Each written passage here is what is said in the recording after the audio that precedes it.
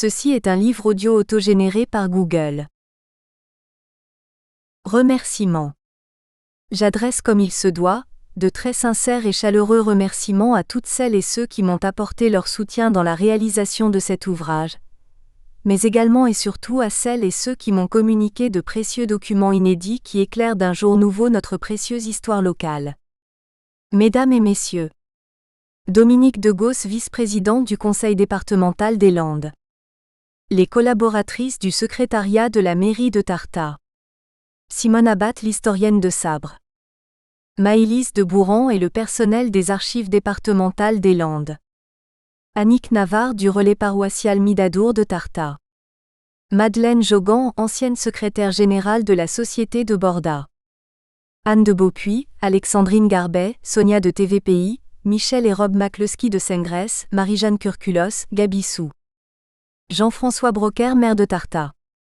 Jacques de Cona, coprésident du Centre généalogique des Landes, docteur d'État Sorbonne, professeur honoraire des universités d'État d'Haïti et de Pau et des Pays de l'Adour.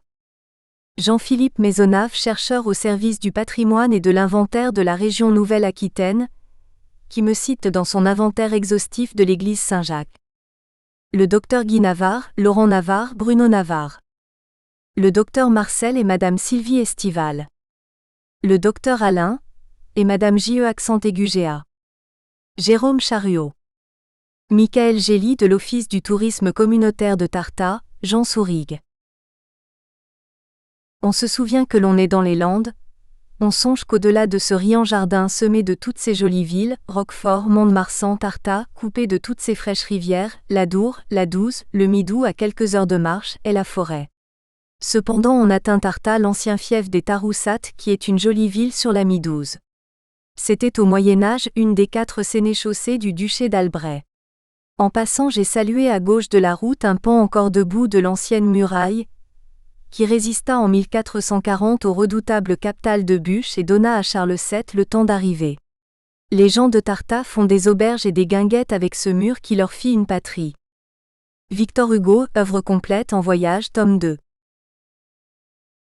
Introduction. Cet ouvrage est le fruit de près de 30 années de recherche effectuées dans diverses bibliothèques, archives départementales ou nationales. Il ne prétend pas être l'histoire de Tartas, cette ville au cœur des Landes traversée par la Midouze, aux confins du Marensin et aux portes de la Chalosse. Il est un recueil de textes publiés pour diverses associations culturelles, notamment dans les bulletins du Centre généalogique des Landes et de la Société de Borda. Jean-Baptiste Saint-Ourins utilisait pour ses notices le terme d'antiquité ou rognure de l'histoire. C'est dans cet esprit que j'ai réalisé cette chronologie d'événements marquants de notre cité, avec ces enfants qui ont brillamment honoré par leurs qualités humanistes, culturelles, militaires, artistiques, notre Tartas d'hier et d'aujourd'hui, au cœur des Landes. Le lecteur la découvrira authentique et fier de son passé parfois tumultueux, mais aussi avec la sérénité de sa vie laborieuse et paisible d'aujourd'hui, exigeante quant à sa qualité de vie et ses projets d'avenir. Dans cet ouvrage, j'ai rapporté quelques événements qui ont illustré notre passé et qui m'ont paru les plus significatifs, mais je ne doute pas que des archives encore inexplorées viendront enrichir notre histoire. Préface. Jacques de Cona, docteur d'État de la Sorbonne, professeur honoraire des universités d'État d'Haïti et de Pau et des Pays de l'Adour. Faire revivre le passé de Tartas. Mais pourquoi donc ? Pourrait-on se demander. Qui connaît en effet, en dehors de ses habitants actuels et quelques voisins, la très ancienne et très grande ville de Tartas, telle que la qualifiait en 1830 dans une notice particulièrement riche en informations inédites, son principal historiographe, l'érudit Jean-Baptiste Saint-Ourins. 1771 à 1849. En menant à bien son entreprise de sauvetage patrimonial d'un passé gravement menacé d'oubli irrémédiable, c'est bien dans la lignée de cet auteur quelque peu oublié lui aussi, tout comme sa ville, que s'inscrit Christian Lacroux, qu'il a d'ailleurs ressuscité récemment au prix de longues et patientes recherches dans les archives. Comme lui, il ne prétend pas livrer au public une histoire complète et aboutie de sa ville mais s'attache à en recueillir ses « antiquités, rognures de l'histoire », ces bribes de souvenirs personnels et de mémoire locale qui méritent de ne pas sombrer dans l'oubli et constitueront un jour le socle et la matière sur lesquels s'appuiera la survie identitaire de la cité dans un monde de plus en plus livré aux dangers de la globalisation uniformisatrice et déshumanisée. Depuis un bon tiers de siècle, Christian Lacroux œuvre ainsi bénévolement sans répit à la connaissance et à l'animation culturelle de sa petite patrie de Tartas qui fut autrefois l'une des principales villes de la sénéchaussée d'Albret. On le voit régulièrement en guide bénévole de ses voisins taroussates et de visiteurs curieux, déambuler sur les lieux de mémoire d'époques lointaines où se côtoyaient ou se succédaient autrefois les étranges populations de la Novem Populani, taroussates autochtones mêlés à leurs voisins tarbelles de Dax, Atcherance sur l'Adour et Cocozat à la ferme de Coucouze, sans oublier les Romains, Goagous et Mérovingiens, dont on trouve aussi des traces, dans les églises dont ils commandent savamment l'architecture et le mobilier, sur les murailles de l'ancien château devenu couvent haranguant quelques touristes de passage, dans la salle municipale répondant aux questions passionnées des écoliers, ou s'activant dans les rues de la ville haute et de la ville basse, et jusque sur le lit de la Midouze dont il anime parfois la découverte à la tête d'une flottille des canoës. Et il a bien raison d'œuvrer ainsi pour le bien commun, de servir au sens noble du terme de manière aussi bénévole que dévorante, car en dehors du plaisir manifeste qu'il y trouve, moteur premier de toute réussite, c'est à une œuvre générale d'utilité publique qu'il consacre ainsi le plus clair de son temps. Il n'est pas inutile de rappeler d'emblée que Tartas est naturellement au cœur d'une région que la terminologie administrative a cru bon de regrouper, sous une appellation essentiellement descriptive qui recoupe en réalité des territoires très divers que seule une histoire commune a pu réunir au fil du temps. Sans aller jusqu'au raccourci désobligeant familier à certains du désert français, séparant les deux pôles d'activité de la région aquitaine, merci Théophile Gautier et son vrai Sahara français, ni jusqu'au cliché du Lanusquais souffreteux et miséreux, on ne peut que souscrire au choix du titre Land d'échalos qui traduisit l'embarras des savants géographes de l'Université de Bordeaux, de Gascogne, disait plus justement Escarpite, à la recherche d'une appellation scientifiquement acceptable pour L', intitulé des 2 volumes consacrés aux différents pays que recouvre l'actuel département. Tartas, idéalement situé entre collines et forêts et bien au cœur de ce pays landais dont le nom rappelle également cette sénéchaussée de Tartas qui y avait son siège dans la belle maison faussement dite de la reine Jeanne puisqu'elle était celle de la sénéchaussée d'Albret. À tel point que nous dit-on, lors de la création du département, Tartas, par sa position centrale et sa vitalité à l'époque, put soutenir la concurrence de Saint-Sever, siège de l'antique cour ducale de Gascogne, de Dax et de Mont-de-Marsan pour le choix du chef-lieu départemental. Dernier éclat avant de sombrer progressivement dans un relatif oubli, le grand Victor Hugo lui-même, comme le rappelle fort à propos Christian Lacroux en exergue du recueil, n'a pas manqué d'évoquer dans ses voyages l'ancien fief des Taroussates sur la Midouze comme l'une de ses jolies villes. Les Landes aux côtés de Roquefort et Mont-de-Marsan, mais pas de Dax, capitale successive de la vicomté éponyme, où il a pu saluer à gauche de la route un pan encore debout de son ancienne muraille qui résista en 1440 au redoutable captal de Buch et donna à Charles VII le temps d'arriver.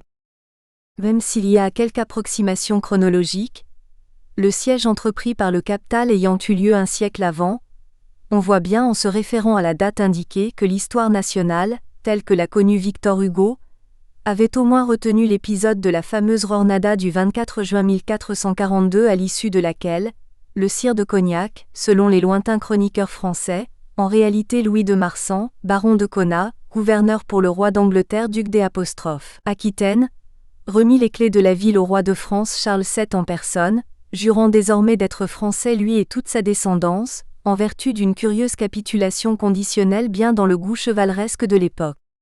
Pour remercier Louis de Conat et le dédommager de ses frais de guerre, Charles VII lui remit en donation propre la seigneurie de Poyaleur, ancien fief familial saisi par les Français. De son côté, Gaston de Foix, vicomte de Béarn et roi de Navarre, chargé par le roi d'assurer la paix dans la région, après avoir réuni toute la noblesse landaise pour le pacte de Saint-Louboué en 1448, donna sa sœur naturelle Isabelle de Béarn en mariage au fils aîné de Louis, Bernard de Conat, de la branche des seigneurs de Roquefort et Montgaillard, époux de sa cousine Rose de Conat qui sera nommée par le roi de France sénéchal des Lannes.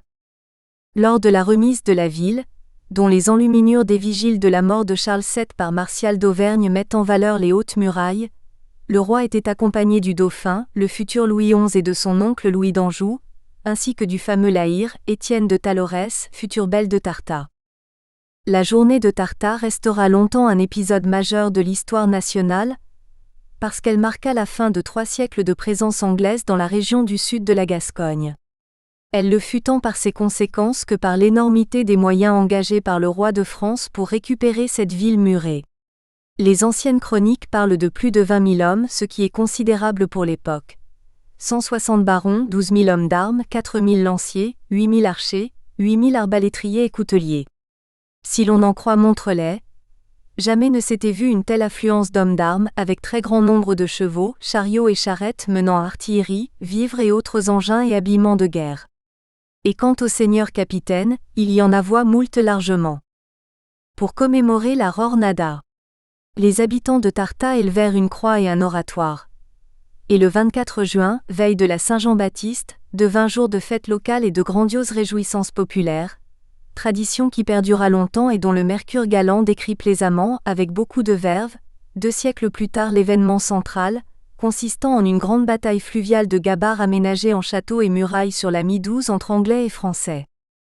Il n'est pas exagéré de dire que pendant quelques jours toute la France avait eu les yeux fixés sur Tarta dont dépendait l'issue d'une guerre plus que centenaire. D'autant que du côté anglais, on ne peut que constater que le roi-duc avait toujours jugé la conservation de cette ville citadelle comme la clé de celle de tout le pays landais, avant même Dax, l'ancienne Aquat Arbellicae des Aquans, ou Saint-Sever, siège du palestrion des Romains et de la cour ducale de Gascogne, voire Aire-sur-l'Adour, capitale visigothique et évêché de Marsan. Cet épisode historique hors du commun est longuement relaté et illustré par Christian Lacroux, dans le chapitre central consacré à la citadelle de Tarta, cœur historique de l'ouvrage qui en une 30aine de pages nous mène des origines à la Fronde, révélant ainsi tout le pragmatisme de la démarche historiographique de l'auteur qui nous guide dans les méandres ténébreux des siècles passés à partir des éléments patrimoniaux subsistants et parle ainsi directement à son lecteur de la manière la plus vivante possible pour le non-initié. On apprend ainsi tout naturellement qu'avant les maisons de la Tour d'Auvergne, duc de Bouillon, duc d'Albret, et les vicomtes de Dax venus au pouvoir par mariage, le premier vicomte local à retorte était le fils d'Aner Ier de Marsan et que son curieux nom subsiste encore dans les familles bien connues porteuses du patronyme de Rietor, devenu plus tard d'Arietor. C'est ensuite la mise en place des institutions de l'Ancien Régime qui font de la cité de Tarta un centre administratif, judiciaire civil et criminel ainsi que fiscal extrêmement important, couvrant plus d'une centaine de paroisses environnantes, avec tout son personnel de conseillers du roi, avocats, notaires, juges, huissiers, greffiers, receveurs, commissaires, et toujours le même principe d'ancrage aux vestiges, en l'occurrence ici la maison dite de Jeanne d'Albret qui est en réalité l'ancien siège de la sénéchaussée. Un centre religieux aussi avec ses églises et ses couvents, sans oublier le pôle commercial autour du port fluvial de la ville basse. Par les seigneurs locaux, la jurade et les notables, mais aussi les métiers et les corporations, les affaires criminelles et les corvées touchant le peuple, nous sommes conduits tout naturellement jusqu'à la Révolution et son cortège d'arrestations sous l'égide du comité de surveillance locale et de déprédation toujours visible à travers les derniers dommages patrimoniaux et vestiges observés, pour qui veut s'y intéresser. L'affaire de la forêt de Saumage, interminable procès engagé au Moyen-Âge et clos avec le prince de Rohan, nous transporte à travers les siècles vers d'autres bois sur les communes voisines d'Odon, Bégard et Carcarès, et les départs vers les îles à sucre ouvrent encore plus largement l'horizon vers le fabuleux Eldorado américain de Saint-Domingue. Le XIXe siècle, siècle de projets et de réalisations, brillamment inauguré par le voyage impérial de 1808, est illuminé par la grande figure du général Augustin d'Haricot, fils du baron de Traverse, qui nous entraîne à la suite des armées révolutionnaires, impériales puis royales, dans les campagnes napoléoniennes d'Égypte et d'Espagne et jusqu'à la Restauration. Les chapitres suivants consacrés aux églises, au temps des gabarres, à la construction du pont de pierre, à l'hôpital Saint-Antoine et aux enfants exposés à l'hospice, complètent la connaissance qui nous est offerte de ce siècle déjà lointain mais si riche d'innovations avant que la galerie des Taroussat n'offre, à travers le portrait de nos contemporains et le rappel teinté de nostalgie des années d'enfance, ces détails de traditions orales, témoignages des apostrophes anciens, événements vécus de la vie quotidienne et ces expériences juvéniles qui pourraient paraître anecdotiques mais qui font le sel de l'histoire. On doit remercier Christian Lacroux d'aller ainsi de l'avant dans les traces du passé, si l'on peut dire, en nous transmettant l'héritage mémoriel dont il a pu bénéficier par son ancrage local et son enfance au pays. Les travaux entrepris par le seul amour du bien public sont si rares, ils sont si souvent récompensés par l'indifférence, disait son prédécesseur Saint-Ourens, rappel si opportun qu'on ne peut que le rejoindre sur ce point lorsqu'il conclut modestement. Si mes concitoyens approuvent mon zèle, aurai aucun regret des veilles que j'y ai employées. Pour faire connaître ma commune, j'aurai frayé la route, un autre l'embellira. Prémonition du travail et de l'apport de son dévoué et savant exégète? Ou plutôt, certitude de l'incontournable nécessité d'une poursuite de l'action mémorielle dans la longue chaîne qui nous unit à travers les époques autour de ce bel objet de l'histoire qui a su garder, dans sa position clé entre Chalosse et Grande-Lande, beaucoup plus qu'on ne le croit lorsqu'on veut bien prendre le temps de s'y attarder, que l'on soit issu de la vieille souche locale ou tarousade d'adoption ou de cœur, comme aujourd'hui plus de la moitié de la population. Que Christian Lacroux soit remercié de nous l'avoir si bien rappelé. Jacques de Cona, docteur d'État Sorbonne. 1. Histoire et légende. Publia Licinius Crassus à la tête de 12 cohortes de légionnaires conquiert la région située entre Garonne et Pyrénées en l'an 56 avant Jésus-Christ. Il fait face aux Gaulois aquitains. Au cours des 2e, 3e siècles apparaît une nouvelle entité administrative romaine, la Provincia Novem Populania, constituée de 9 provinces. Parmi ces 9 peuples, les Taroussades sont identifiés dans la région de Chalosse, du Tursan et Aire-sur-l'Adour à Toura. Les Cocosates ont pris leur quartier vers Saint-Der, l'Esperon, Méso, tandis que les Tarbelli se positionnent à Dax, Aquae et Tarbellica. Aucune découverte archéologique significative n'a permis d'identifier avec certitude des camps romains du côté de Bégahar, avec les réserves d'usage à Bélongue ou même sur l'oppidum de Tarta. Comme cela est parfois évoqué, ce ne sont à l'heure actuelle que pures spéculations. Les seules investigations dignes d'intérêt et sérieuses ont été menées en 1965 par Robert Aramburu, reprises de 1968 à 1970 par Jean Hirschinger, professeur au collège de Tarta au lieu-dit le Glisiaou, ferme de Petit sur le territoire de Tarta, proche de Gou. Plus récemment, l'université de Pau et des Pays de l'Adour a de nouveau exploité le site dont l'origine est estimée entre le 1er siècle avant notre ère et le 8e siècle après Jésus-Christ. Après une importante migration de Vascons, peuple proto-basque venu de la Navarre, du nord Aragon et du nord de la Rioja au 7e siècle, la Novem Populani change de nom, devient Vasconie puis Gascogne. Une légende résiste à l'épreuve du temps, celle de Roland le Preux chevalier, neveu de Charlemagne mort à Roncevaux sous le coup des Basques, lors de la fameuse bataille de 778. Il serait au dire des premiers historiens de l'époque, passé par Tarta et se serait désaltéré à une fontaine qui porta désormais son nom, la fontaine de Rouglande, Roland. Cette source se situerait à l'intérieur de l'enceinte du couvent des Ursulines, qui n'existait pas à l'époque, sur le côté sud-ouest, dite fontaine du Salut près du petit ruisseau du Harlan, à ne pas confondre avec celle que l'on peut apercevoir aujourd'hui en face de l'ancien potier aux allées d'Arrêt. D'autres l'ont située au lieu-dit le Bourguignon en aval sur la rive gauche de la Midouze, à l'entrée de la ville. Arnaud de Oyénard estime la création de la ville de Tarta aux environs du 8e-19e siècle, avec l'un de ses premiers vicomtes, Rex Tortu. L'origine du toponyme Tarta serait basque selon le Vocabulario Vasco-Frances de José María Echevarría. Tartassou ou Tartazou désignerait une chênaie, chêne dit Tozin Quercus pyrénaïca, qualifiant le lieu de la boisée. Plusieurs historiens se sont précipités sur cette version fréquemment reproduite. Il est vrai que Jean-Baptiste Saint-Ourens collecte et vend à Tarta les glands de ces fameux chênes, au début du XIXe siècle et préconise leur ensemencement. Tartassi ou Tartassium est cité dans l'acte d'achat du 19 avril 1317 par Amagneux d'Albret vicomte de Tarta, d'un moulin-ci à Carcassais sic parochie de San Girons de Carcarès, par le notaire Bertranum de Luna Bertrand de Luc. Tartassi ou Tartassio est fréquemment utilisé dans les textes anciens, écrits en gascon ou béarnais. Il ne faut pas craindre de dire que dans nos contrées, encore dans les années 1950, le parler gascon était utilisé par la quasi-totalité de la population rurale. De nos jours, les habitants de Tarta sont dénommés Taroussates, peut-être par confusion avec les Taroussates romains installés en Tursan. Des puristes, au XVIIIe et XIXe siècle, n'hésitaient pas à nous nommer Tartasiens.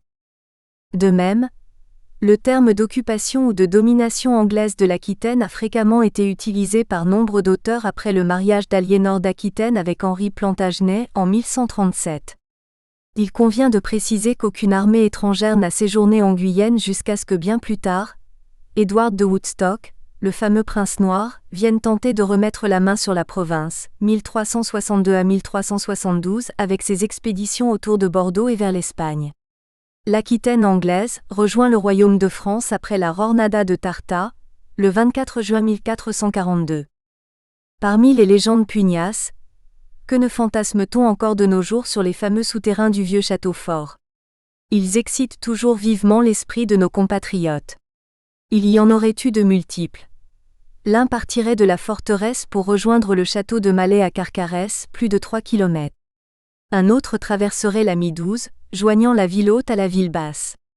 Cependant, un souterrain existe bien puisque Jean-Baptiste Saint-Ourens relate dans l'un de ses écrits l'aventure au début du XIXe de 3 jeunes Taroussates qui se sont engagés courageusement, bougie en main, dans un étroit boyau partant de l'ancienne demeure des Vidarsois, maison tournaire aujourd'hui détruite et s'enfonçant vers la rue Sainte-Ursule. Leur progression fut interrompue par une imposante grille qui fermait l'accès d'une immense salle voûtée dans laquelle, dirent-ils, on pouvait se tenir à cheval. Un souffle d'air éteignit inopinément leur faible éclairage, mettant un terme à leurs investigations. Sur leur indication, Saint-Ourens avait établi le plan de ce souterrain. Aucune fouille archéologique n'a jamais été réalisée dans ce secteur, qui aurait pu corroborer la véracité de leur récit.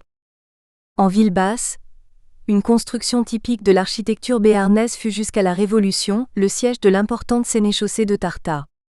Cette demeure construite par Pierre, fils de Thomas de Chambre vers 1650, est dénommée depuis son origine Maison de Jeanne d'Albret.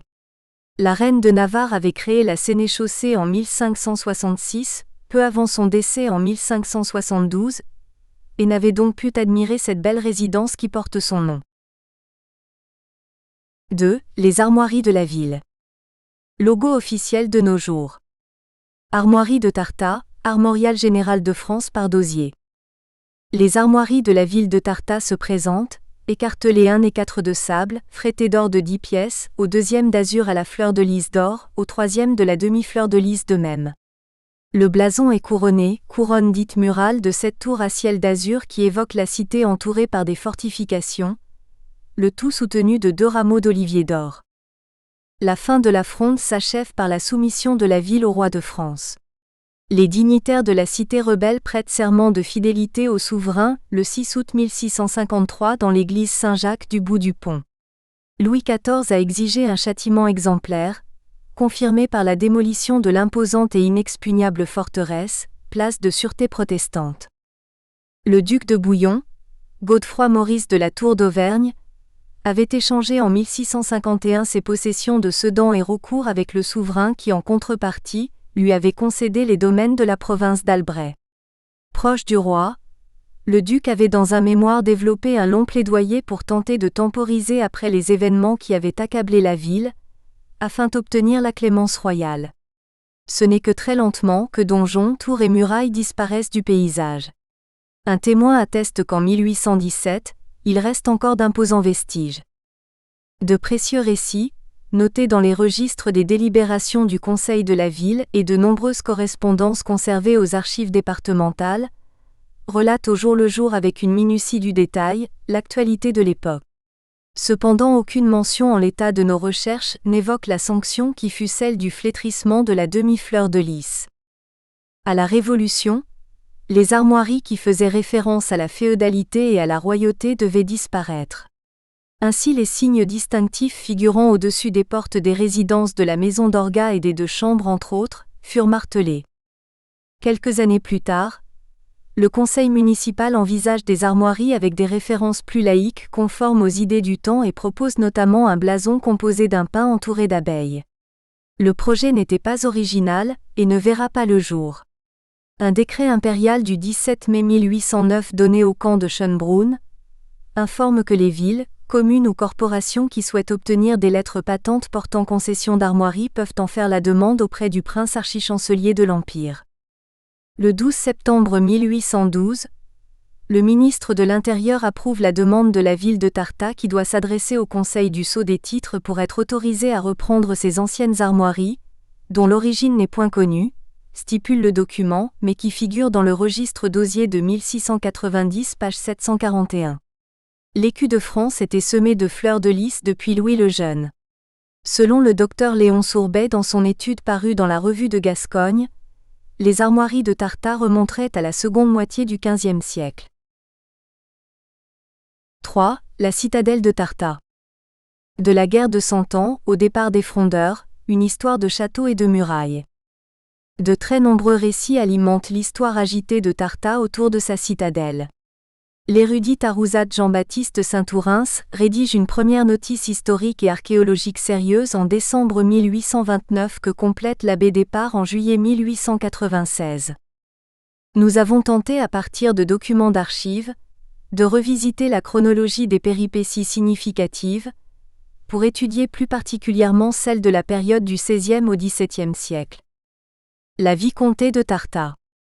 Le premier vicomte de Tarta identifié par Arnaud Oyénard se nomme Rex Tortu, fondateur en 960 du prieuré de Pontonx. Du XIe au XIIIe siècle, la vicomté prend forme administrativement. L'abbé Foix dénombre 17 vicomtes du Xe au XIVe siècle.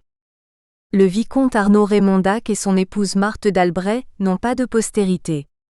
Une transaction est concrétisée le 5 janvier 1308.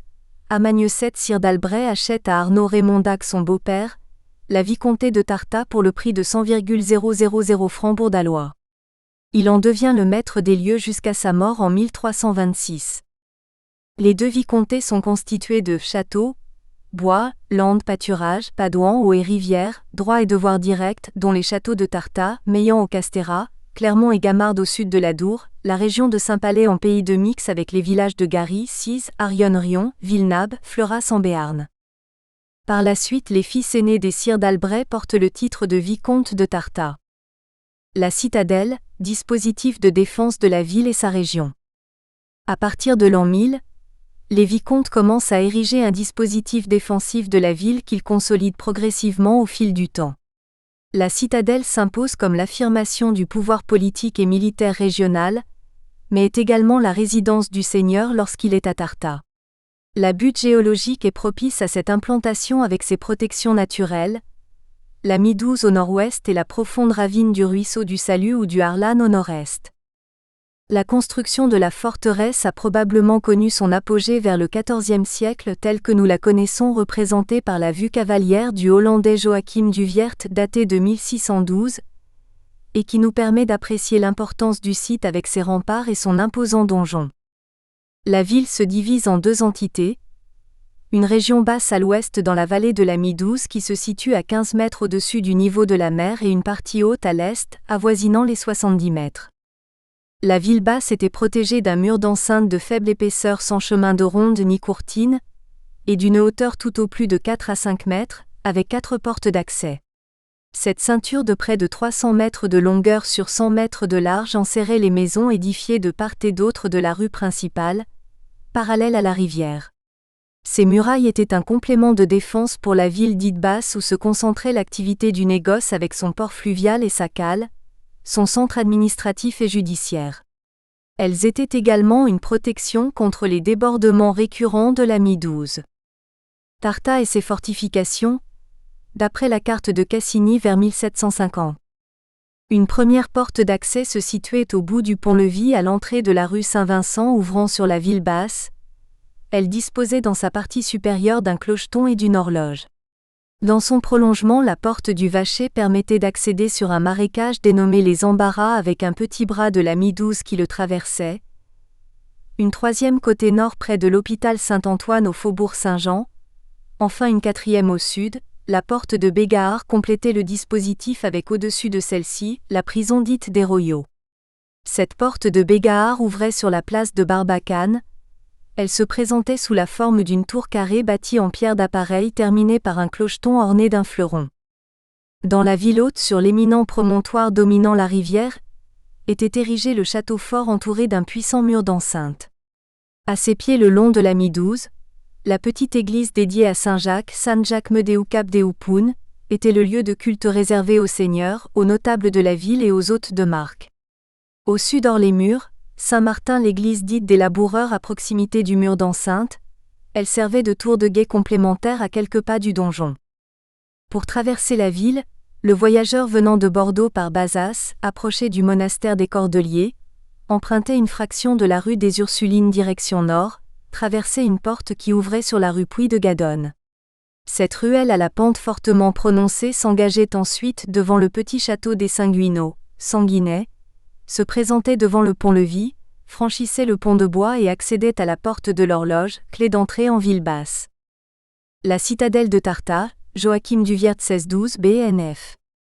La guerre de Cent Ans, 1337 à 1453. De tout temps l'histoire de la région a toujours été émaillée de troubles, d'occupations en reconquête.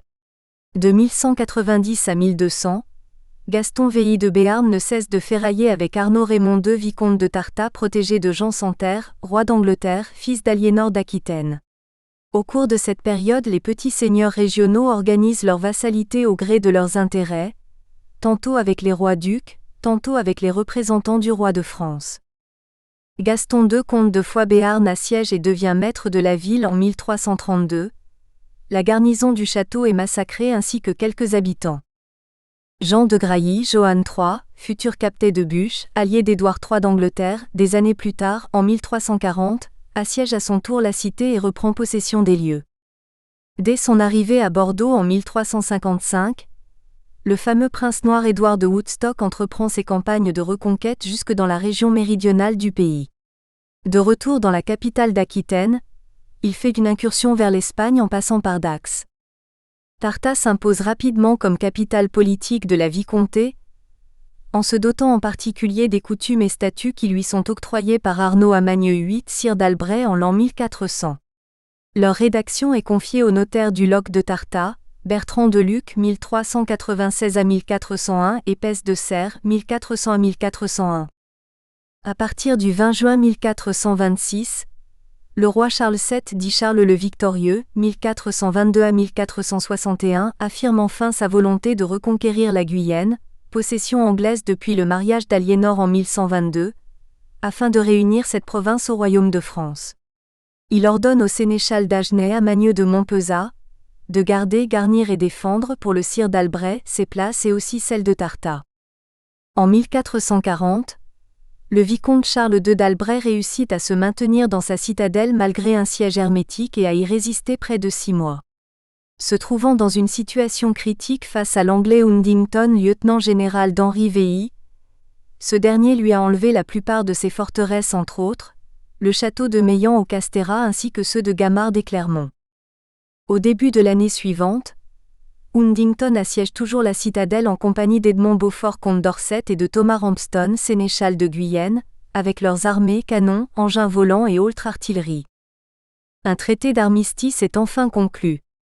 Le protocole de capitulation conditionnelle est rédigé le 20 janvier 1441 signé par Charles II d'Albret en présence des chevaliers pro-anglais, Louis de Conat et Augereau de Saint-Pé et des représentants du roi de Helrance, Louis d'Aspremont, Pierre de Castelnau-Tursan, Pierre Arnaud de Béarn, Arnaud Guillaume de Coppen et Estéven de Talorès.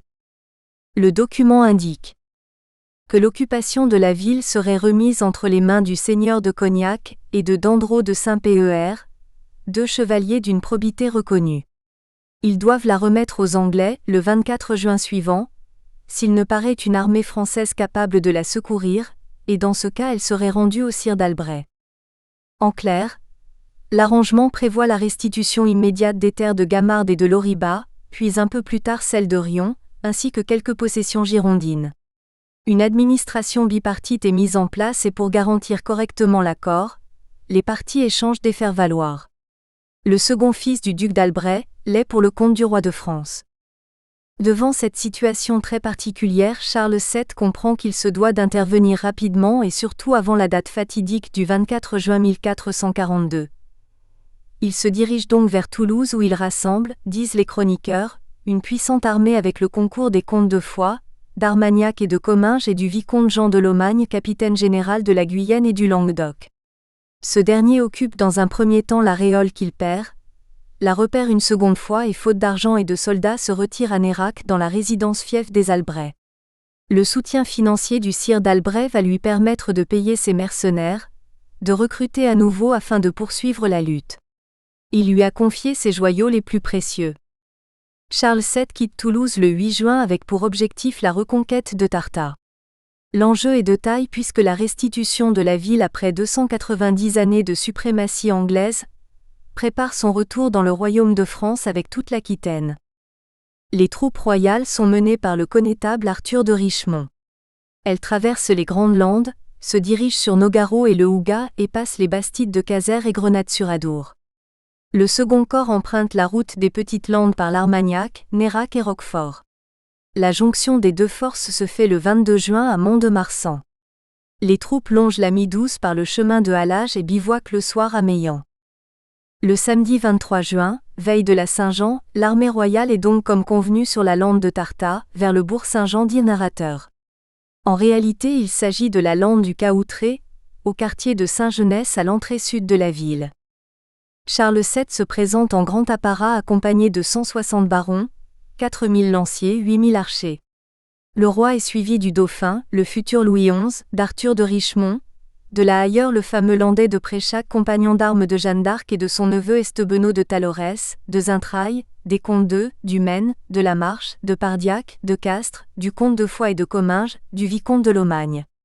120 chevaliers porteurs des bannières de l'armée royale ouvrent le cortège. La démonstration de force est éloquente, mais il s'agit bien sûr ici d'une imposante manifestation de prestige et d'un événement de très haute importance politique. L'affaire est réglée promptement contrairement à ce qui fut écrit. Le roi attendit bataille 3 jours entiers. Le soir même le seigneur de Conat, seigneur de Poyaleur, gouverneur de la place de Tarta remet à Arthur de Richemont son otage le fils du sire d'Albret, ainsi que les clés de la ville et jure d'être désormais résolument du côté du roi de France.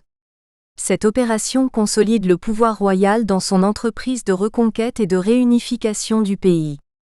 C'est la fameuse Jornada de Tarta, où tous ces gens en bataille très grande et très belle ordonnance et en grands habillements de chevaux et harnais couverts de soie et d'orfèvrerie, et n'eurent ceux de ville aucun secours des Anglais. Cette journée mémorable de Tarta est relatée avec magnificence dans l'ouvrage « Les Vigiles de Charles VII ». Tarta, que les historiens appelaient le verrou du sud-ouest de la France, commémore cette délivrance avec des fêtes somptueuses organisées le jour de la Pentecôte. Le Mercure galant du 21 mai 1679 s'en fait l'écho près de 240 ans plus tard en ces termes. La joie que les peuples ont ressentie de la paix ne s'est pas bornée aux réjouissances qui sont ordinaires aux villes où la publication en est faite.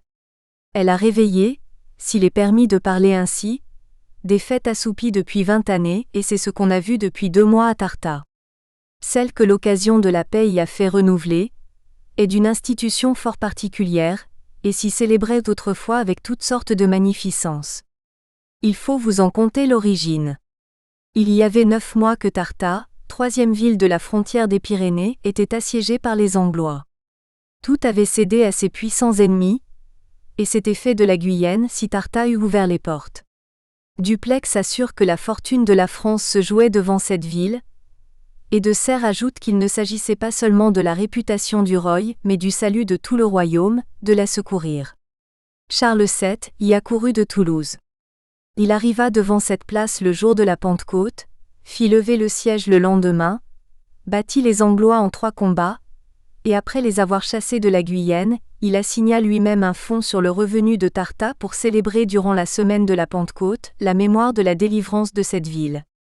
Elle a été depuis ce temps-là du domaine des rois de Navarre, et on y voit encore la maison 21 où Henri IV se retirait lorsqu'il venait chasser aux environs. Le jour de la Pentecôte, c'est-à-dire le 21 de mai dernier, toute la bourgeoisie, les magistrats en tête, alla prendre des rameaux à un des faubourgs suivant l'ancienne institution. On s'assembla ensuite à l'hôtel de ville, où les officiers de la seigneurie furent élus. Ces officiers ont le soin des 3 combats qui doivent se faire le lendemain, en mémoire des 3 batailles dont je viens de parler. Les charges ayant été distribuées, Mister de l'Hospital, capitaine de la fête, comme premier jura, régala les officiers du présidial, la noblesse des environs et les principaux de la bourgeoisie d'une superbe collation. Les dames et la jeunesse furent traitées séparément à cause de la foule.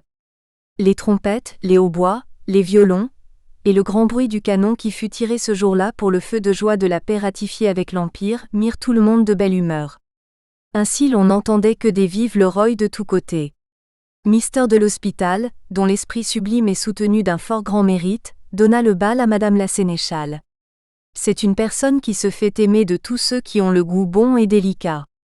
Rien n'est plus honnête que ses manières.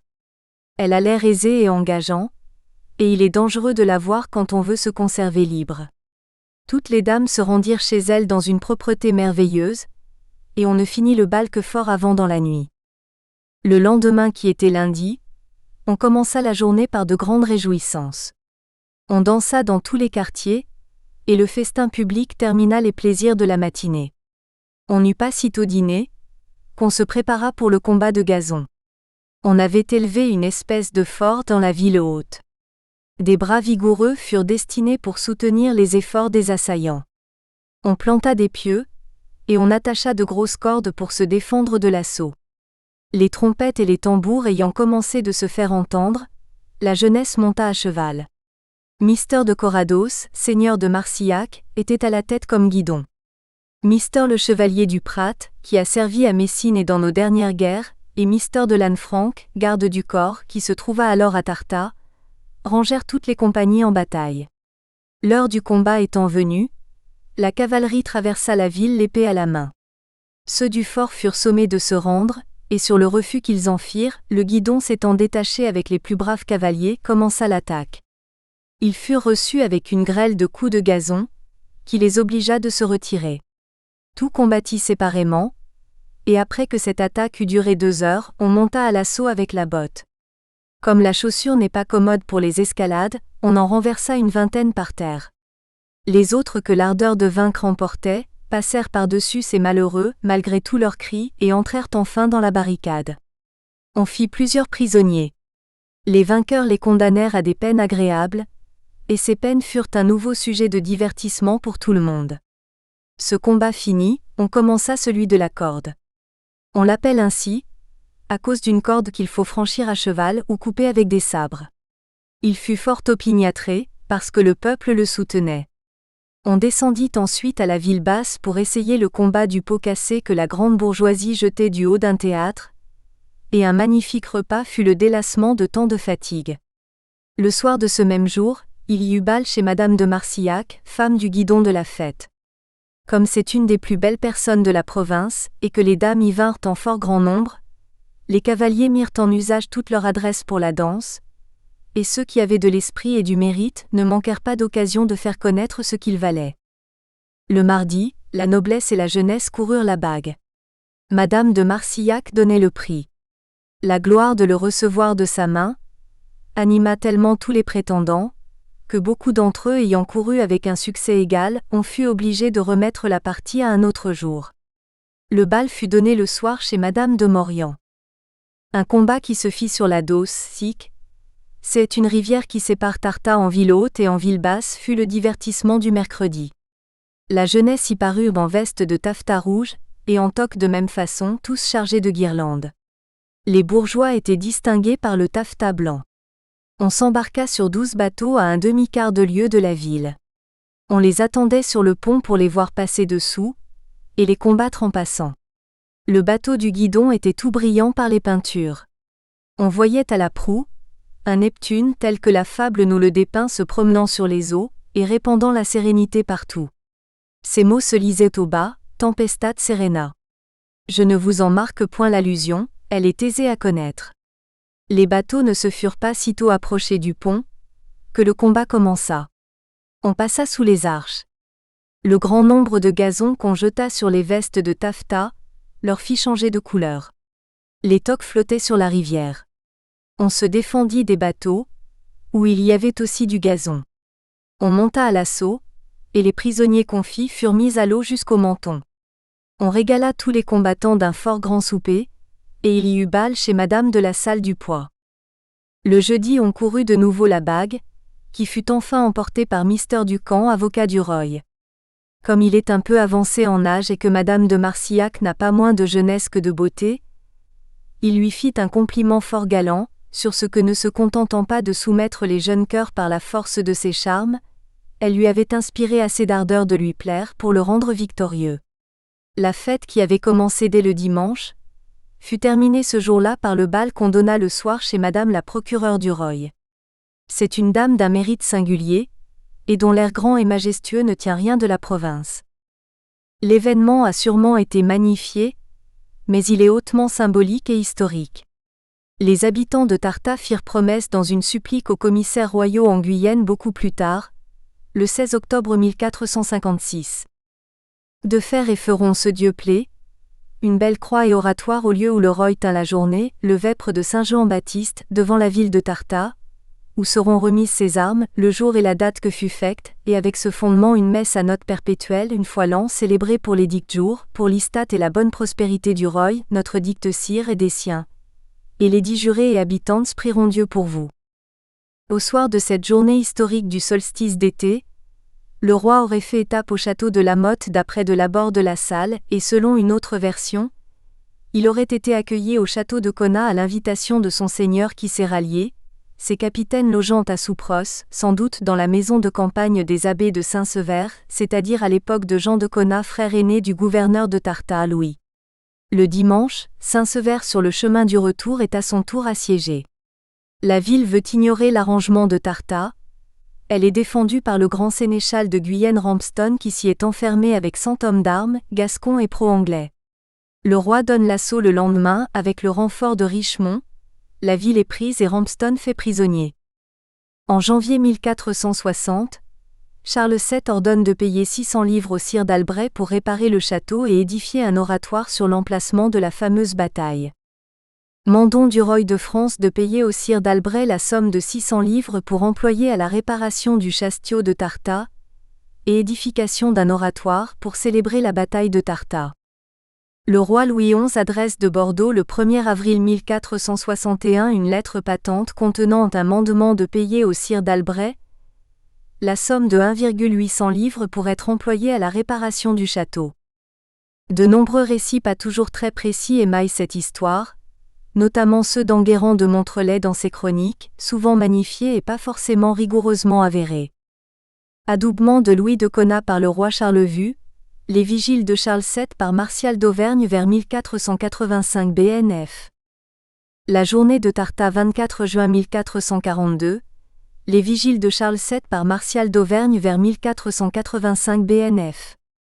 Les guerres de religion 1561-1598, Tarta, place protestant. En 1569, les bandes huguenotes de Montgomery sont poursuivis par les troupes du catholique Montluc. Incendies, pillages, assassinats ravagent la Guyenne, Tarta n'est pas épargné par ces brigandages. Ceux du château, les réformés de la ville haute et les catholiques qui sont la majorité de la population n'entretiennent pas les meilleures relations. L'église Saint-Martin est incendiée avec ses livres de catholicité. Blaise de Chambre, père du futur lieutenant-général Thomas de Chambre est assassiné. Bièze assassiné par les hérétiques pendant les guerres de religion d'une mousquetade par ceux du château en 1582. En 1589, la révolte fait toujours rage dans toute l'Aquitaine. Antoine de Même, gouverneur de Mont-de-Marsan, s'oppose férocement au gouverneur de Dax Bertrand de Bellinx, seigneur de Poyanne, qui scrute obsessionnellement les manœuvres des protestants et ne manque jamais une occasion de contrecarrer leurs projets. Il envoie à Mont-de-Marsan des canons et des renforts pour attaquer le château. De Même se rend mais obtient dans sa reddition que lui-même, ses officiers et cavaliers puissent quitter la ville avec leurs bagages, l'infanterie avec l'épée et l'arquebuse. Poyanne, bien qu'excédé contre les Montois, accepte le compromis. L'attaque ne lui a coûté que 25 hommes, tandis que les pertes parmi les religionnaires auraient été beaucoup plus conséquentes d'après Montlezun. Richelieu signe l'édit de la paix d'Alès le 28 juin 1629. Tarta fait partie des 38 places de sûreté qui doivent être démantelées. Les pasteurs, ministres protestants de Tarta. Le synode de Clérac réuni le 19 novembre 1560 indiquait que la province de Guyenne se trouvait divisée en 7 colloques desservis par 30 ministres protestants. Les églises du colloque des Landes étaient Labastide, Gamarde, Roquefort, Saint-Justin, Mont-de-Marsan, Hérésique, Luz, Tartat et Dax. Dans le dictionnaire des pasteurs du Sud-Ouest, XVIe et XVIIe siècle, nous relevons le nom de 3 pasteurs en charge de la communauté protestante de Tartat. Jean Chauffepied né le 22 février 1536 à Gimont dans le Gers, ministre de Tartat en l'an 1562. Il figure sur la liste des condamnés à mort par arrêt du Parlement de Bordeaux le 6 mars 1570. Il se retire en Béarn avec les troupes de Monsieur de Lacaze en mars 1573. Samson Olagaraï décède le 22 décembre 1611 à Belloc près de Puyot. Après y avoir exercé pendant 48 années son ministère, il fut ministre à Tartat en 1563. Jean Pourrat est mentionné ministre à Tartat au Synode national, exerce de 1601 à 1603. En vertu d'un arrangement, le simultanéum, le culte protestant était pratiqué en l'église Saint-Martin avec l'assentiment du curé catholique de la paroisse. Les arrêts du Parlement de Bordeaux des 6 avril 1569 et 6 mars 1570 condamnaient à mort 579 protestants de notre région. Les nobles sont condamnés à être traînés sur une claie, à voir leurs armoiries attachées à la queue d'un cheval, puis rompues et brûlées. Tous sont condamnés à avoir la tête tranchée et placée au bout d'une lance sur les portes de la ville, tandis que leurs corps, coupés en quartiers, doivent être pendus aux fourches patibulaires. L'arrêt toutefois les condamne par contumace. Dans la liste, nous relevons nos compatriotes Joseph de Mérignac, Jehan de la Rivière, Jehan Tolis, les diacres Jehan Duprat et Jacques Étapdeville.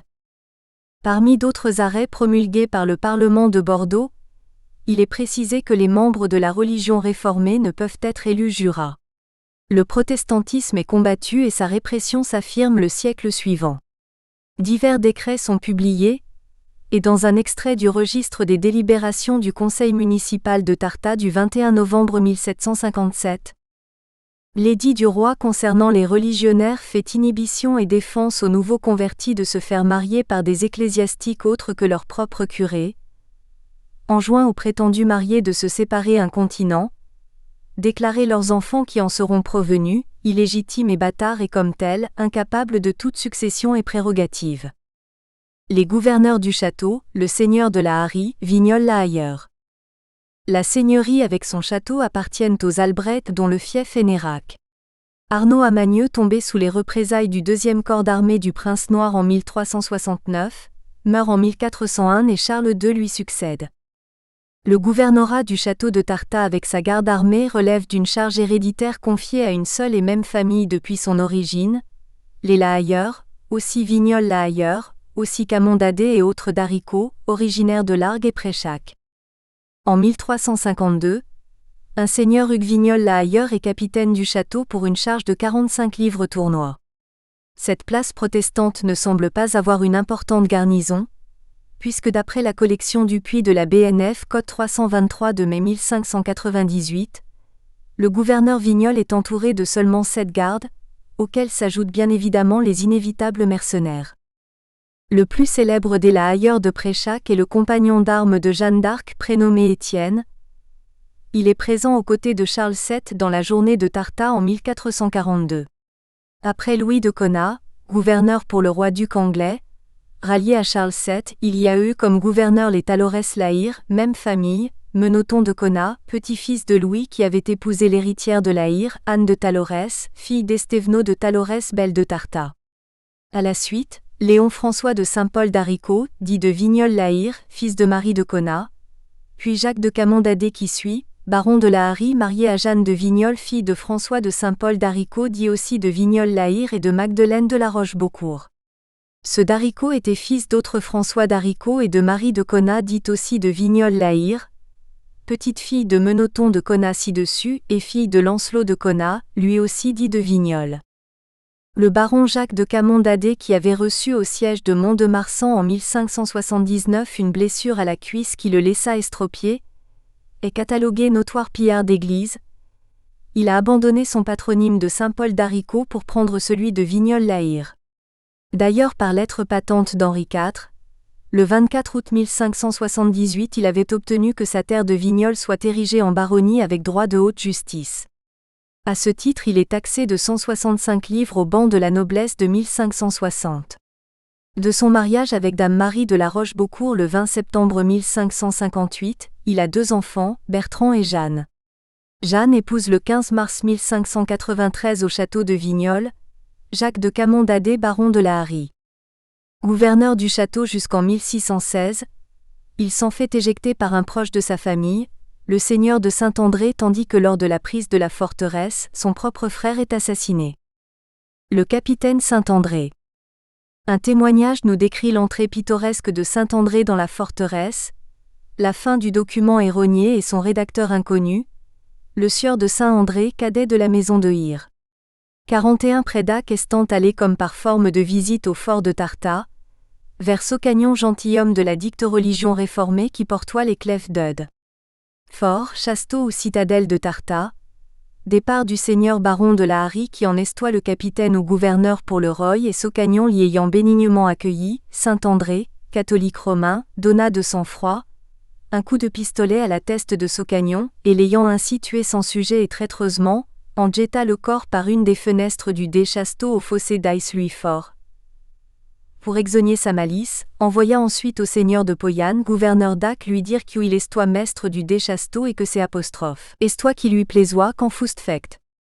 Massacre auquel il n'a jamais été fect justice corporelle. J'aille connu l'un et l'autre des dictes sieurs.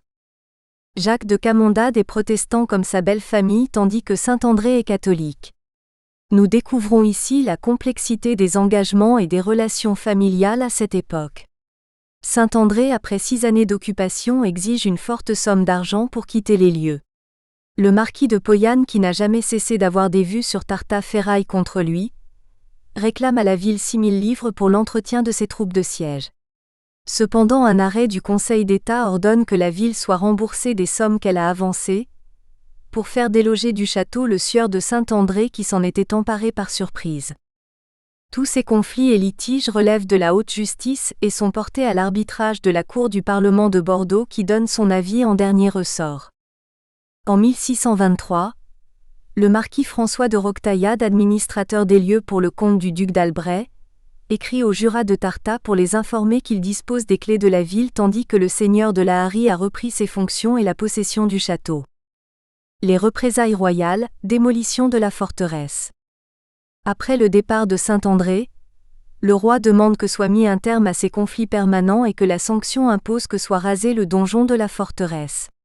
Le Parlement de Bordeaux se prononce le 28 février 1622 pour la démolition des murailles, qui ne se fera que partiellement et très lentement à partir de 1623. Un procès-verbal du Conseil de la ville du 6 mars détaille l'exécution de la sentence dont le coût doit être supporté financièrement par les 4 sénéchaussées, Tartat, Saint-Sever, Dax et Mont-de-Marsan. Il nous renseigne avec une extrême précision sur l'aspect que présentait la citadelle. Un donjon massif rectangulaire de 18 brasses de long du côté du couchant, 33 mètres, et de 10 brasses de large du côté du midi, 18 mètres, ce qui lui donnait une assise de près de 600 mètres carrés. Sa hauteur de 18 brasses, 33 mètres, s'achevait par une plateforme dominante de 13 brasses sur 10, soit près de 430 mètres carrés, dite tour des gardes. Un certain Monge d'Uzé, gentilhomme de Bigorre, réclame les pierres de la démolition avec celles du château de Mont-de-Marsan. Il fait part au roi Louis XIII des difficultés qu'il rencontre pour les obtenir, et se voit confirmer ce don royal des matériaux en juillet 1622, 5 mois après l'arrêt du Parlement de Bordeaux. L'appel à soumission pour la destruction est rédigé par Gabriel d'Étoisse sous la dictée de Gabriel Dussault, Thomas de Chambre, Adam de Prugue, lieutenants généraux des sièges respectifs de Tartat, Mont-de-Marsan et en présence de Coudroy, conseiller du roi. Cet appel réalisé auprès de 3 maîtres maçons soumissionnaires stipule un contingent de 6 300 à 6,500 heures de travail. Un an plus tard, le 21 juin 1623, le lieutenant général Thomas de Chambre, 1603 à 1630, se trouve auprès du roi à Fontainebleau. Il écrit au jurat de Tartat pour leur demander de lui faire parvenir le fameux procès-verbal de démolition réclamé par le monarque. La muraille qui ceignait l'ensemble était d'une largeur impressionnante par endroits, jusqu'à 3 mètres d'épaisseur côté ouest, orné de murs crénelés avec chemin de ronde dont on peut en admirer encore une partie de nos jours côté nord, sur une longueur de plus de 100 mètres. Le long de ce mur se trouvait une première tour ronde, une seconde à pan et une troisième carrée, visible encore sur la partie nord, rescapée de la démolition et récemment restaurée. De nombreux autres petits dispositifs d'observation complétaient le système de défense de la citadelle. Une tour sur l'église Saint-Martin, 2 tourettes le long de la Midouze, une sur l'église Saint-Jacques, une seconde identique sur le petit château, enfin en amont sur la rivière, la tour ronde de Lucot toujours présente de nos jours face à l'église fortifiée de Ponson. L'ensemble était protégé au nord-est par la butte naturelle d'Orga, résidence de la seigneurie d'Orga-Mélan à laquelle on accédait depuis les fortifications du château par un chemin enserré de hauts murs et de portes. Cette voie très discrète dans le talweg du ruisseau du Harlan permettait d'entrer et de quitter la forteresse sans crainte d'être observé. Ce chemin vicinal est toujours présent, en mauvais état et envahi par la végétation. Enfin, il convient de mentionner les souterrains, objet de tant de fantasmes dont l'un est attesté en 1828 par Jean-Baptiste Saint-Ourens, sujet abordé dans le premier chapitre, Histoire et légende. Celui que l'on aperçoit depuis les quais n'était en réalisé qu'un aqueduc qui permettait aux gens du château un passage pour aller puiser l'eau à la rivière. Son accès en son milieu a été obturé lors de la construction du cours Saint-Jacques. La démolition de la forteresse n'a visiblement pas eu lieu, puisque nous la retrouvons quasiment intacte après le départ de Balthazar, 30 années plus tard. La Fronde, 1648 à 1653. Après les guerres de religion, Tarta vécut 50 années de paix relative. En octobre 1650, Louis XIV envoie de Bordeaux un ordre imposant à la ville la présence des régiments de la reine. 6 compagnies y sont dépêchées en quartier d'hiver. Le tribut à valoir sur le rôle des tailles est conséquent, 60 sols par jour pour un capitaine, 30 sols pour un lieutenant, 12 sols pour chacun des 2 sergents, 6 sols pour chacun des soldats. Le lieutenant général de chambre accompagné de Pierre Duprat syndic, sont envoyés à Bordeaux pour tenter d'obtenir le délogement des troupes, leur ambassade se solde par un échec. L'année suivante, l'occupation se poursuit générant cela va de soi quelques meurtres, vols et pillages, activités quotidiennes des soldats dans leur désœuvrement. Les habitants ont fui les lieux, la ville est quasi désertée. Dès le début de la révolte du prince de Condé, ceux du château s'affichent bien évidemment ouvertement en sa faveur, mais dans un courrier daté du 26 mars 1652, le duc de Bouillon, duc d'Albret, un diplomate, informe le marquis de Poyanne que la ville accepte de se soumettre au roi de France afin d'éviter les inévitables représailles. Occupation de la forteresse par Balthazar. Qui est ce fameux Balthazar ? Il naît à Simmeren, duché de la partie occidentale du Bas-Palatinat. Son père, Gachéo Balthazar, est issu d'une ancienne famille de Transylvanie en Roumanie. Il guerroyait avec Frédéric V, roi de Bohême, comte et électeur palatin du Rhin auprès duquel il est capitaine des gardes du corps. Il est tué à la bataille de Prague, le 8 novembre 1620. Balthazar fils bat la compagne dès l'âge de 16 ans sous Gustave Adolphe, roi de Suède. En 1629, il parvient au grade de lieutenant-colonel.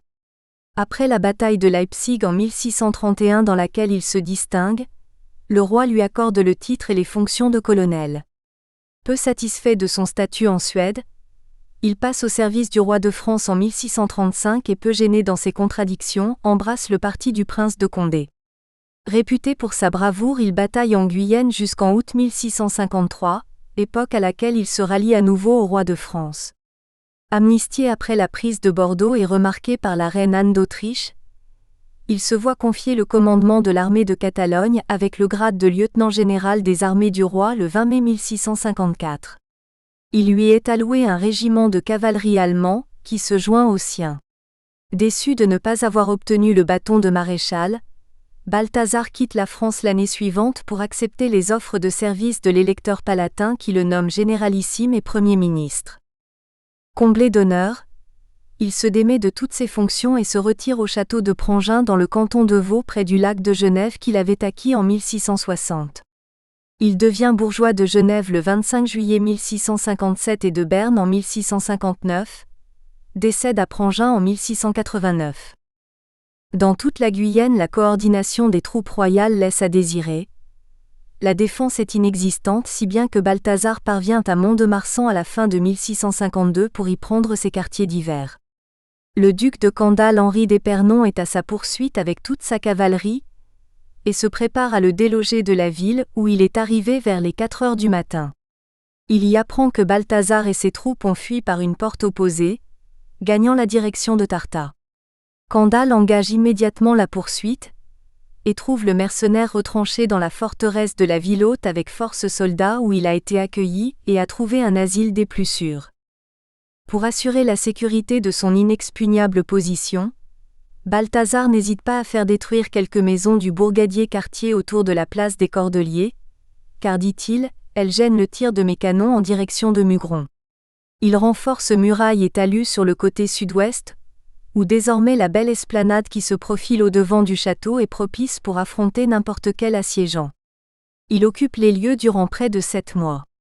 Avec ses sbires, il entreprend quasi journellement des expéditions de la Chalosse au Marensin au gré de ses fantaisies.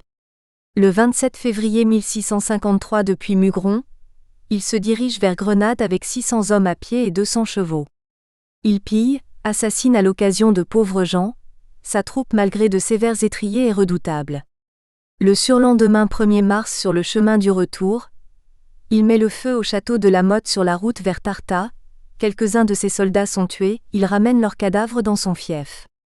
Le 6 mars, il accroche 2 compagnies des troupes du chevalier d'Aubterre à Mugron fortes de 100 mousquetaires. Balthazar perd dans ce combat son prestigieux cheval, demi-diable. Le 17 les cavaliers de d'Aubterre l'affrontent sur la lande du Caoutré. Un de ses commandants Faget fils de Sali, un Tarouzat est tué.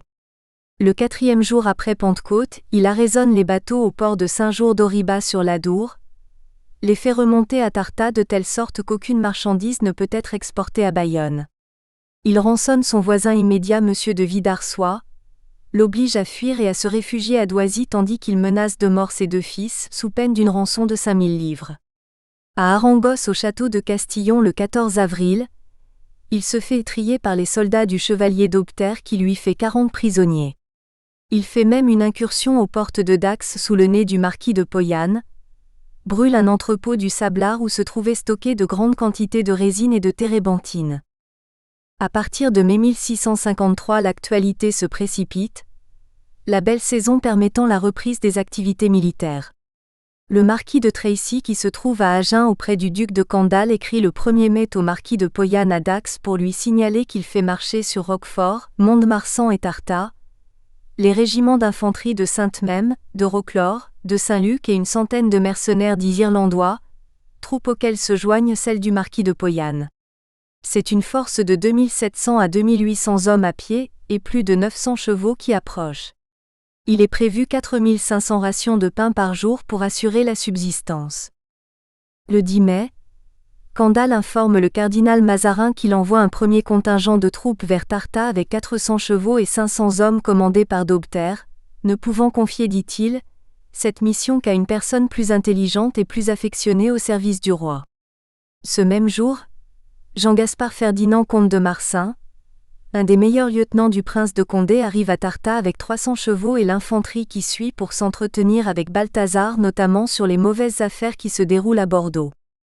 Le lendemain, d'Aubterre depuis Saint-Sever sollicite les échevins et jurats de Bayonne pour obtenir 1000 sacs de seigle et 500 sacs de froment.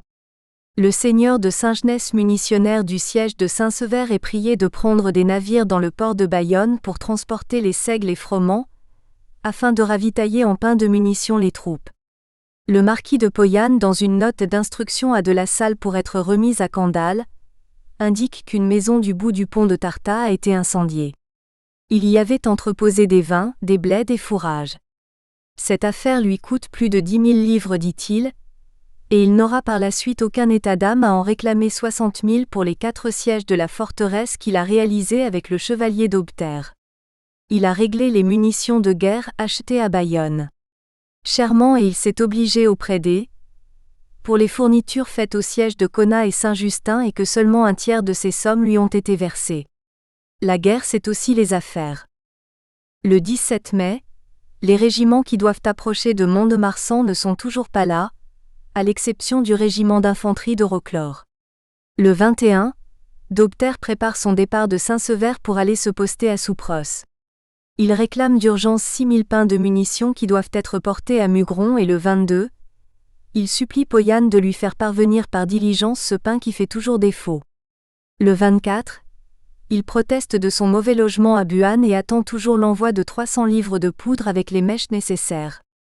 Le 30, il n'a pas beaucoup avancé, il est à Toulousette, tente de reconnaître les guets possibles sur l'Adour. Le lendemain le voici à Gousse au sud de Pontonx. Avec quelques cavaliers, 5 ou 6 officiers, 30 mestres et 40 fantassins, il effectue des reconnaissances jusqu'à Tarta avec une grande envie de brûler tous les moulins sur son passage, mais après réflexion il se rend compte que le cas échéant il pourrait lui être utile. Il espère prendre position à Pontonx, où un pont de bateau peut y être installé. La situation est également critique pour Sainte-Mème, son régiment bivouac à Saint-Sever. Il refuse de quitter les lieux sans avoir reçu au préalable 20 000 livres de dédommagement. Balthazar tire évidemment parti de cette immense confusion, part dans la nuit vers le château de Cona où il est chez lui, franchit le gué sur l'Adour, le Gois à la ferme fortifiée de Coin et 2 heures avant le point du jour, attaque Sainte-Mème aux portes de Saint-Sever. Il lui tue 30 soldats, lui fait 50 prisonniers qu'il ramène et enferme dans les geôles du château à Tarta. Entre-temps d'Obter qui ne brille pas par de grandes qualités de stratège, envisage de s'emparer du château de Cona. Le marquis de Poyane lui fait envoyer les canons qu'il détient à Dax. Le 8 juin, des bœufs sont requis dans les paroisses alentours pour tirer les canons qui passent par Gou et empruntent la route qui mène à Montaut. Le 13, la petite artillerie est en position mais l'ennemi s'est volatilisé. Tandis qu'il court assiéger Saint-Justin, les troupes de Balthazar d'une grande mobilité sont déjà de retour à Cona. D'Obter revient donc sur ses pas à la tête d'une armée de 10 000 hommes, dit-on. Où les a-t-il trouvés? Le modeste château qui est bien loin d'être une forteresse inexpugnable, est pris le 24 après un siège de 6 jours et le bombardement de sa porte d'entrée par 2 coulevrines. Fier de cette brillante victoire, satisfait il rentre se mettre à l'abri dans son repère de Pontonx, passe par Carcarès-Sainte-Croix, traverse la Midouze au gué de Ponson au devant de l'église en ayant pris soin de mettre le feu aux récoltes pour couvrir sa fuite. Le lendemain le duc de Candale écrit à Mazarin: Je marchais avec 4 à 5 000 hommes de pied, 1500 à 1600 chevaux, 8 régiments de cavalerie autour de Tarta et Villeneuve. Le siège se prépare. D'Obter décrit la forteresse qu'il convoite en ces termes. Elle est bâtie sur une éminence des mieux escarpée et dont la pente est extrêmement roide et glissante, environnée de beaux et grands fossés, dont les bords sont protégés de palissades de pièces de bois, presque de la grosseur d'une poutre, d'où l'on peut commodément en défendre l'abord. Ces murailles sont partout à l'épreuve du canon et 4 tours la flanquent dans toute son enceinte, dont l'une est d'une hauteur et épaisseur si prodigieuse, qu'elle n'est pas seulement à l'épreuve de quelques pièces, mais de toutes sortes de batteries. Cette description confirme bien que la forteresse n'a pas été détruite après le départ de Saint-André à la demande de Louis XIII. Le régiment de Saint-Luc monte la garde en arrière, d'Obter l'invite à approcher.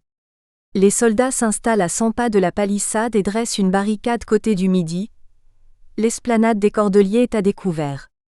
Le lendemain, le régiment du marquis de Poyane vient assurer la relève.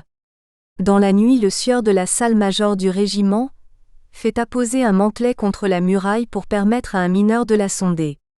Mais durant la nuit, les occupants de la forteresse n'ont cessé de jeter du feu et de gros moellons de pierre pour détruire l'abri de fortune. Le jour suivant, la relève est assurée par les mercenaires irlandais du régiment de la Salle. Celui de Saint-Luc prend la suite et Poyane fait la relève. Un nouveau mantelet est amené. Le mineur peut travailler et commence à percer le mur d'enceinte durant plusieurs heures tandis que les assiégés se préparent à une attaque imminente. Ils sont parfaitement conscients qu'une longue résistance ne leur sera plus d'un grand secours. Le 13 juillet, Balthazar s'est éclipsé. Il a quitté subrepticement la forteresse afin de se rendre au camp de Blanquefort et négocier son ralliement au roi de France. Seule une petite garnison protège le château. Il a fui les lieux discrètement sans se faire repérer par la ravine nord vers Dorga, Ponson et pris la direction de Bordeaux. Il a demandé aux quelques soldats demeurés sur place de tenir coûte que coûte. Vous ne devez craindre ni le canon ni les mines. D'Obter tente une nouvelle fois d'approcher Tarta en contournant la ville. La garnison de la citadelle lui prend 120 hommes des régiments de Saint-Luc et Sainte-Même, et plus de 80 chevaux. Écœuré, il repasse la mi-douze à Ponson et rentre dans son repère de Pontonx d'où il n'osera plus bouger. Il se morfondait à Ponton sans y faire autre chose, écrit Balthazar dans ses mémoires. Le siège de Tartas s'annonçait comme une bataille historique. Elle s'achève avec un ennemi qui s'est volatilisé et qui négocie une misérable rançon. 3 mois plus tard, le 1er novembre, le duc de Bouillon présente au roi un mémoire à propos de la démolition des murailles. Ce document est un remarquable plaidoyer de défense des accusations portées contre la cité rebelle. Le duc y possède des intérêts non négligeables, en particulier les belles chênaies de Sommage en Bégard et de Bodignon à Odon, le long de la Mi-douze.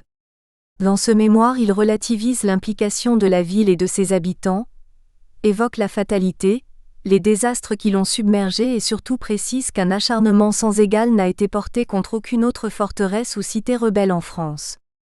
Tartas fut sacrifié pour l'exemple avec la haine et la rancune du seigneur voisin, le marquis de Poyanne, gouverneur de Dax. Les conséquences financières. Balthazar n'a pas perdu de temps. Quelques jours après son départ précipité de Tartas, il est le 26 juillet au camp de Blanquefort où il signe un protocole de reddition conditionnelle d'Ipée de Bordeaux. Dans l'arrangement qu'il fait avec le duc de Candale, le colonel met ses troupes tant d'infanterie que ses cavaliers au service du roi de France. Il se livre avec une belle armée puissante et efficace. D'Homme de Vienne écrit: le colonel Balthazar prit parti dans l'armée royale avec 600 fantassins et 400 chevaux. La redoutable ordonnance du 16 août délivrée par le duc de Candale, général des armées du roi en Guyenne, prévoit fait impôt de la somme de 60,000 livres sur les 4 sénéchaussées des villes de Dax, Tartas, Saint-Sever et Mont-de-Marsan, pour être baillée ladite somme à monsieur le colonel Balthazar pour suppression de ses troupes. La transaction initiale de 50 000 livres est portée à 60 000 pour, dit-il, lui donner les moyens de continuer à servir Sa Majesté. Monsieur Gabarra, dans son étude « Les guerres de la Fronde à Pontonx », note: ainsi, ce n'était pas assez d'avoir désolé et ensanglanté le pays. Il faut encore que le pays pressuré lui paye le prix de sa rébellion et de ses brigandages qu'il ne peut plus continuer. C'est un fait unique dans l'histoire qu'un chef de bande, révolté contre son roi, ait mis sa soumission au prix des deniers levés sur le peuple pour le réduire et que l'autorité royale ait accepté ce marché. 16 000 livres sont à la charge de Tartas et de sa communauté, somme qui ne sera en réalité payée qu'en 1677 après d'innombrables procédures, ordonnances, appels et recours. Le 7 décembre 1677, les paroisses sont définitivement condamnées à payer leurs contributions, par un jugement souverain de MM, les commissaires députés de Sa Majesté, pour juger en dernier ressort des affaires concernant les dettes des communautés. Les 69 paroisses de Tartas concernées par la contribution alignent en principal et intérêt la somme de 16,461 livres, 17 sols, 4 deniers, non compris la dette de la ville à laquelle s'ajoute la solde des troupes que l'on a placées dans les communes les plus récalcitrantes d'après les livres de compte dressés par Arnaud de Cholton et le sieur de Bordenab, greffier du sénéchal. En septembre, des notables se portent caution pour une partie de la dette envers le représentant de Balthazar, noble Henri de Chastelnau, seigneur de Salières, pour un montant de 4,848 livres. La somme est remise par Étienne Duprat, procureur du roi, au nom de tous, à Jean-Marie de Prugue, capitaine d'une compagnie de cavalerie de Balthazar. En juin 1654, Alexandre d'Étoisse, procureur, et François Duprat, avocat au siège de la sénéchaussée, sont contraints par corps et retenus au château du marquis de Poyanne à Dax depuis 5 ou 6 mois où ils sont assignés à résidence jusqu'au paiement complet de la somme réclamée par le marquis, 3 500 livres, pour avoir lui aussi par 3 fois fait bataille contre Balthazar au château. Les conséquences physiques. Le duc de Candale est le protégé de la reine et du cardinal. Le 13 septembre, dans une correspondance à Mazarin, le duc demande lui aussi la démolition des fortifications de Tartas. Il écrit sa rancœur. C'est une bicoque de province. J'ai cru que le rasement de ces murailles serait un châtiment fort proportionné à sa faute et qui servirait d'un fort bon exemple. C'est un mauvais petit lieu, éloigné de la frontière, qui n'a nul commerce, n'ayant nulle rivière et qui n'est d'aucune considération. Devant cette description, il est évident que ce cher duc ne connaît pas les lieux, et ne s'est apparemment jamais approché de Tarta. Balthazar raconte dans ses mémoires que Candale donnait de fausses informations à ses supérieurs. Le lendemain, le 14, il adresse une nouvelle lettre au cardinal demandant en représailles la démolition des fortifications de la ville. C'était devenu une véritable obsession. Un mois plus tard, en octobre, un commissaire du roi, un certain Père Ferré, se présente pour procéder à la démolition des tours, murailles et forteresses. Candale, en contrepartie du logement de sa compagnie de chevaux légers, offre généreusement les canons, les chaînes, ferrures, bois et autres choses de la démolition de la citadelle à son commandant, et le capitaine Pansinx des chevaux légers préside à la destruction de ces fières murailles, dont il n'épargnera que 2 tours avec une grande quantité de gens occupés à l'ouvrage. De son côté, le marquis de Poyanne insiste pour que tout soit rasé. Il en fait une question de principe. De Mesplay, son représentant, lui écrit le 29 octobre pour l'informer que le maréchal de Turenne a envoyé à son frère le duc de Bouillon, maître du duché d'Albret, un émissaire pour demander d'arrêter la démolition. Mesplay, consciencieux et obéissant, indique que s'il avait été dans la liberté d'agir, il aurait fait sauter les tours de cette ville et ce dès le lundi. Mais le cornet et le maréchal des logis ont forcé mes ouvriers à quitter ce travail, dit-il. La démolition est cependant bien avancée puisque de Mesplay annonce que toute la courtine jusqu'aux religieuses et depuis les religieuses jusqu'à l'endroit du château, le petit qui est vis-à-vis de la rivière, sont rasées. Mais il précise s'être arrêté là de peur que les ruines tombant dans la rivière n'interrompent la navigation. Ce même 29 octobre, la muraille allant de l'église Saint-Martin jusqu'au petit château proche du vieux pont a été démolie. Les choses en sont là. Poyanne rêve d'annexer la sénéchaussée de Tarta à son profit. Il propose d'ailleurs au lieutenant général et à ses officiers de leur donner des offices au présidial de Dax, s'ils lui cèdent bien évidemment le leur à Tarta. On a bien compris la manœuvre. Il souhaite profiter de sa position afin d'élargir sa suprématie régionale. La sénéchaussée des Lannes de Dax et Saint-Sever est bien loin d'avoir l'envergure de celle de Tarta. Mais le duc de Bouillon veille sur ses intérêts. Le 1er novembre, il rédige un nouveau mémoire concernant la démolition de ces fameuses murailles. L'exposé est précis et n'épargne pas le marquis. Cette démolition n'a été recherchée que pour perdre et détruire la ville à la sollicitation de Mister de Poyanne, qui, outre la haine particulière qu'il a constamment contre eux pour n'avoir voulu se mettre sous sa protection et son gouvernement à cause des violences qu'il leur avoit faites et fait faire à ses troupes. Le roi accède à la demande du duc. Il s'oppose à la destruction des murailles par les chevaux légers de Pansinx. Ils reçoivent un dédommagement de 500 livres en contrepartie de l'abandon du butin, qui leur a été concédé. De Saint-Luc obtempère et sursoit donc à la démolition. De plus, les soldats qui sont en charge du démantèlement commettent exactions et violences au préjudice de la population. Le roi les menace de punitions exemplaires. Ordre leur est donné de se retirer dans leur quartier d'hiver. La ville se soumet au roi de France. Un mois après le départ de Balthazar le 6 août, le comte Saint-Germain d'Apchon, maréchal de camp des armées, prend possession de la ville au nom du roi, et interpelle le lieutenant général et tous ceux qui sont réunis dans l'église Saint-Jacques du bout du pont devant le grand hôtel. Les officiers du roi, jurats, bourgeois et habitants prêtent serment de fidélité pour l'accomplissement de la paix accordée à la ville. Ils répondent d'une commune voix qu'ils jurent de vivre et de mourir bons, fidèles serviteurs et sujets. Tous lèvent la main droite sur la passion figurée de... Nous espérons que vous avez apprécié cet aperçu. Pour continuer à écouter ce livre audio sur Google Play Livres, utilisez le lien dans la description de la vidéo.